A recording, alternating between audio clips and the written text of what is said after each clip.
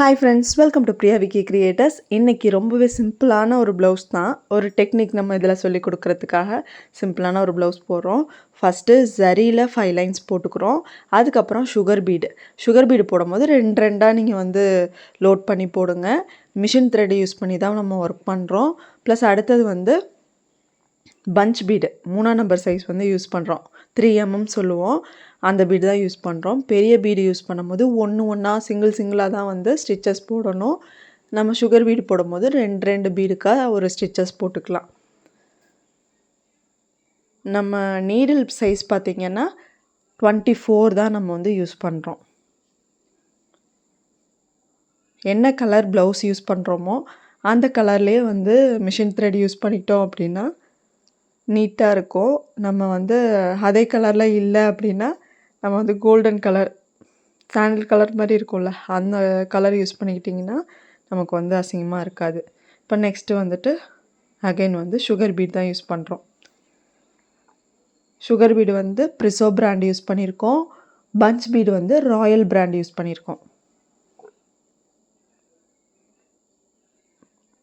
இப்போ பார்த்திங்கன்னா நம்ம அதுக்கப்புறம் ஒரு பேட்டர்ன் ட்ரா பண்ண போகிறோம். இப்படி கர்வ் மாதிரி ஒரு சைடு வரைஞ்சோம்னா இன்னொன்று சைடு வந்துட்டு நம்ம கார்பன் ஷீட்டை வச்சு ட்ரேஸ் எடுத்துக்கிட்டோம்னா 2 சைடு ஈவனாக நமக்கு ஒரு ஹார்ட்டின் ஷேப் மாதிரி கிடச்சிருச்சு. அதை நான் என்ன பண்ணுறேன்னா பத்திரிக்கை அட்டையில் வந்து அப்படியே வந்து கார்பன் ஷீட்டை வச்சு ட்ரா பண்ணிக்கிட்டு இதை சிசர் வச்சு கட் பண்ணி ஒரு ஸ்டென்சில் மாதிரி ரெடி பண்ணிக்கலாம். ஒரு குட்டியாக ஒரு பீஸ் ரெடி பண்ணிட்டோன்னா அதை வச்சு அப்படியே கழுத்தை சுற்றி நம்ம வந்து ஒயிட்டு கிளாஸ் மார்க்கர் பென்சில் வச்சு ட்ரா பண்ணிக்கலாம். இப்போது நீட்டாக வந்து கட் பண்ணிக்கலாம். ரிப்பீட்டடாக ஒரு பேட்டர்ன் போடும்போது நம்ம வந்து கார்பன் ஷீட் வச்சு ட்ரேஸ் எடுக்கிறதோ இந்த மாதிரி கொஞ்சம் கஷ்டமாக இருக்கும். அதே வந்து இந்த மாதிரி பேட்டர்ன் நம்ம ஒன்று மட்டும் கஷ்டப்பட்டு ட்ரா பண்ணி கட் பண்ணிட்டோம் அப்படின்னா ரொம்ப ஈஸி, அப்படியே ட்ரா பண்ணிக்கலாம். இந்த மெத்தடு கஷ்டமாக இருக்குது அப்படின்னா இன்னொன்று மெத்தடும் நம்ம வந்து இந்த வீடியோவில் சொல்லியிருக்கோம், அதுவும் பாருங்கள். இப்போ ஃபுல்லாக கட் பண்ணியாச்சு. நடுவுலையும் வந்து கொஞ்சம் கட் பண்ணி எடுத்துக்கலாம். இந்த வளைவு வர மாதிரி கொஞ்சம் கட் பண்ணிக்கலாம். இந்த மாதிரி கட் பண்ணியாச்சு. இப்போது அப்படியே இதை வச்சு அவுட்லைனில் நம்ம வந்து ட்ரா பண்ணிக்கலாம்.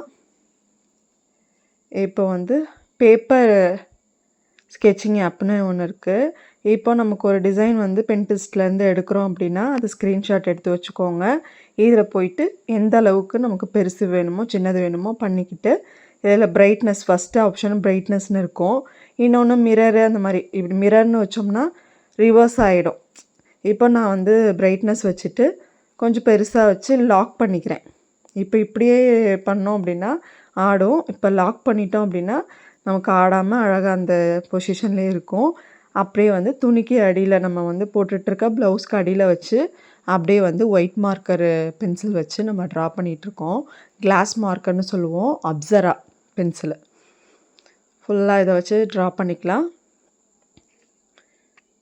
அப்படியே கொஞ்சம் கொஞ்சமாக நவுத்தி அந்த டிசைனை வந்து ட்ரா பண்ணிக்கலாம்.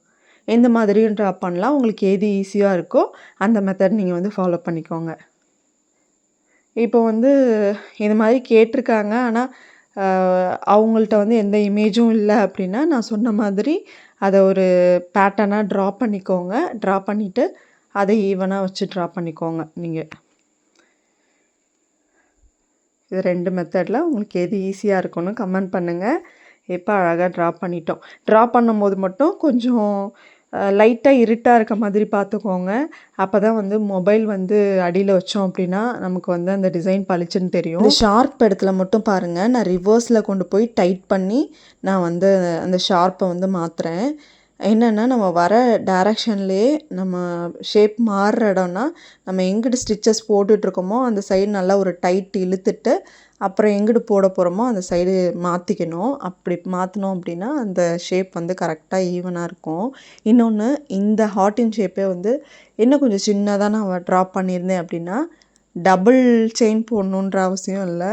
நம்ம சிங்கிள் செயின் போட்டாலே நல்லா பளிச்சுன்னு தெரிஞ்சிருக்கும். நான் கொஞ்சம் பெரிய சைஸாக இருக்கவும் நான் 2 லைன் வந்து ஜரியில் யூஸ் பண்ணியிருக்கேன். இப்போது ஃபுல்லாக வந்து பொறுமையாக நெருக்கமாக வளைவெல்லாம் வர இடத்துலலாம் நம்ம நார்மலாக போடுற செயினோட கொஞ்சம் குட்டி சைஸ் இருந்துச்சுன்னா தான் அந்த கேப் இல்லாமல் நமக்கு ஈவனாக 2 செயின் போட்ட மாதிரி தெரியாது.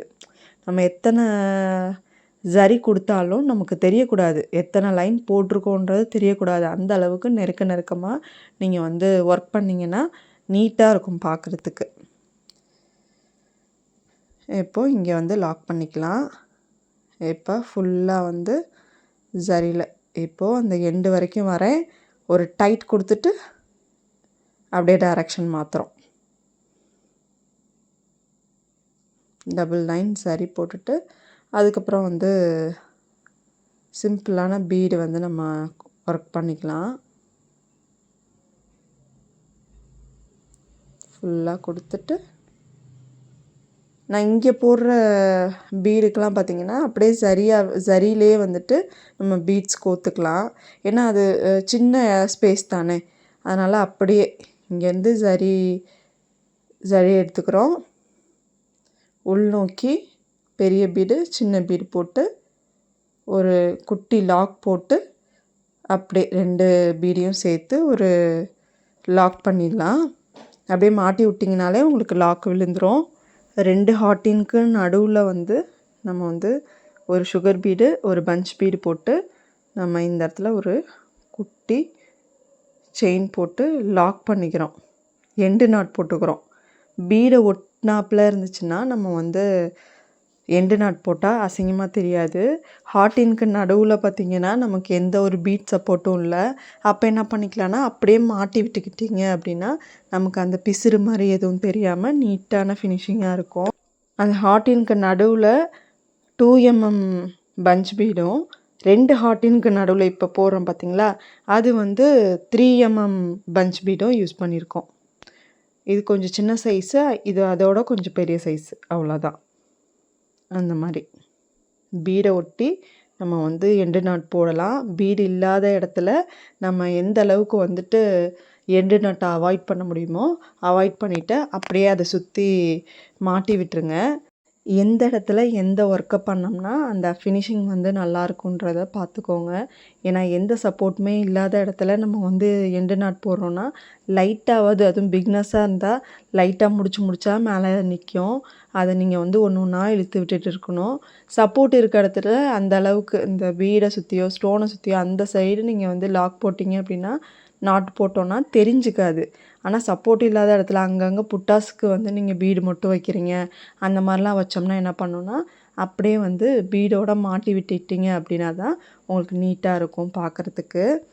இப்போது ஃபுல்லாக வந்து ஃபினிஷ் பண்ணிட்டோம். இதுதான் நம்மளோட டிசைனு. எப்படி இருக்குது அப்படின்றத கமெண்ட் செக்ஷனில் சொல்லுங்கள். ஏன்னா என்னோடய டிப்ஸ் வந்து உங்களுக்கு எவ்வளோ தூரம் யூஸ்ஃபுல்லாக இருந்துச்சு அப்படின்றதையும் கமெண்ட் செக்ஷனில் சொல்லுங்கள். நம்ம வீடியோஸ் எல்லாம் நீங்கள் வந்து தொடர்ந்து பார்க்குறீங்க அப்படின்னா கண்டிப்பாக வந்து தம்ப்லைன் வந்து கொடுங்க. யார் யார் வந்து கண்டினியூஸாக என்னோடய சேனலை பார்க்குறீங்க அப்படின்றது எனக்கே தெரிஞ்சுக்கணுன்ற ஆர்வம் இருக்குது. கூடிய சீக்கிரம் நம்ம கிவ்அவே மாதிரி அவங்களுக்கு மட்டும் கொடுக்க போகிறோம். ஸோ கமெண்ட் பண்ணுங்கள் ரெகுலராக. ஓகே ஃப்ரெண்ட்ஸ், தேங்க்யூ, பாய்.